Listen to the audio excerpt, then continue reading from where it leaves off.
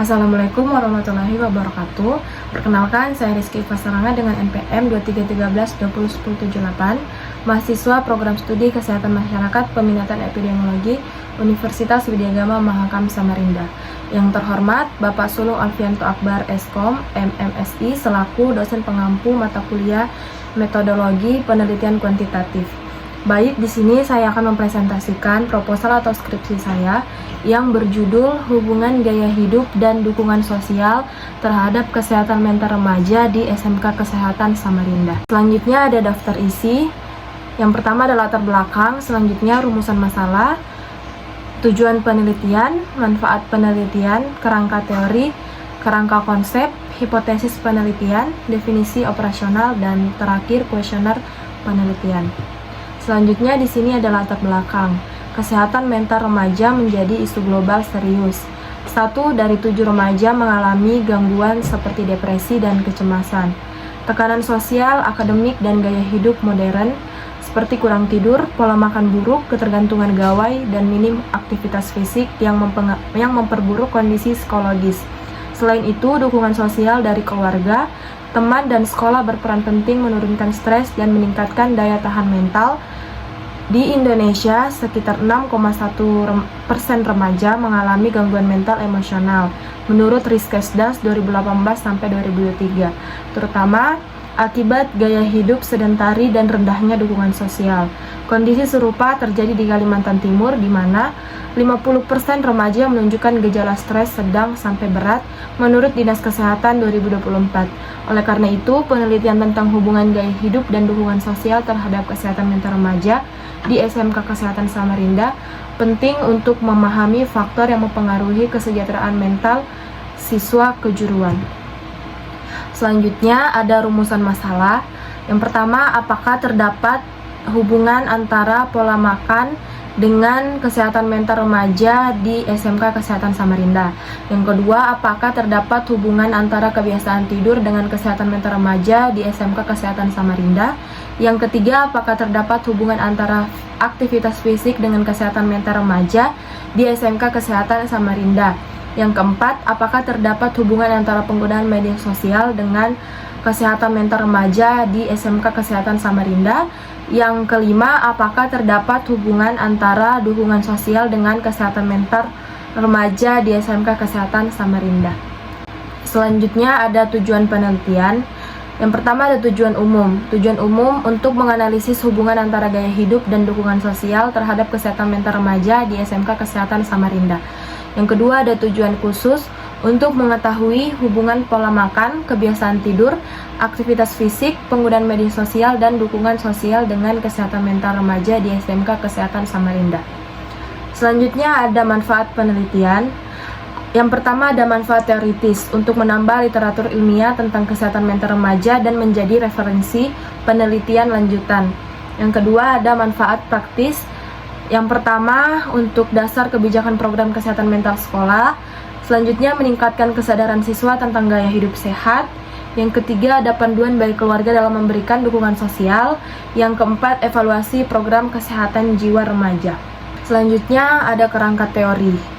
Kerangka teori yang pertama menurut model Bloom 1974, kesehatan dipengaruhi perilaku atau gaya hidup dan lingkungan sosial sebagai faktor utama kesehatan mental remaja. Yang kedua menurut teori Maslow 1943, gaya hidup sehat memenuhi kebutuhan fisiologis, dukungan sosial memenuhi kebutuhan emosional untuk kesehatan mental optimal. Yang ketiga menurut Buffering hipotesis atau Cohen dan Will 1985, di mana dukungan sosial melindungi dari dampak stres dan menjaga stabilitas emosional. Yang keempat menurut teori perilaku kesehatan atau Noto Atmojo 2012, di mana gaya hidup sehat dibentuk oleh pengetahuan, sikap, dan lingkungan sosial. Yang kelima menurut teori ekologi atau Bronfenbrenner 1979, perkembangan remaja dipengaruhi interaksi lingkungan, keluarga, sekolah, dan teman sebaya. Yang keenam, teori resiliensi atau Ruther 1987. Daya tahan mental diperkuat melalui gaya hidup sehat dan dukungan sosial positif. Yang terakhir, menurut konsep kesehatan mental atau WHO, 2001, di mana kesejahteraan mental tercapai melalui gaya hidup sehat dan dukungan sosial yang memadai. Selanjutnya di sini ada kerangka konsep penelitian, di mana ketiga variabel independen ini mempengaruhi dukungan sosial X sebagai variabel mediasi atau intervening. Dukungan sosial yang terbentuk dari kombinasi ketiga sumber dukungan tersebut kemudian berpengaruh terhadap kesehatan mental remaja. Jadi, kerangka ini menunjukkan bahwa kesehatan mental remaja tidak hanya dipengaruhi oleh satu faktor, melainkan gabungan dukungan sosial dari berbagai lingkungan tempat remaja berinteraksi, seperti dukungan keluarga, dukungan teman sebaya, dan dukungan guru atau sekolah. Selanjutnya ada hipotesis penelitian. Yang pertama ada hipotesis umum atau HA. Terdapat hubungan yang signifikan antara gaya hidup, pola makan, pola tidur, aktivitas fisik, penggunaan media sosial, serta dukungan sosial dengan kesehatan mental remaja di SMK Kesehatan Samarinda. Selanjutnya ada hipotesis 0 atau H0.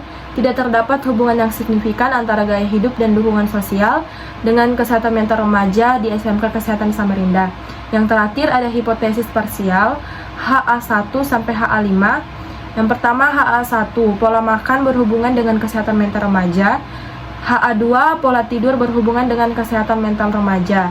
HA3, aktivitas fisik berhubungan dengan kesehatan mental remaja. HA4, penggunaan media sosial berhubungan dengan kesehatan mental remaja.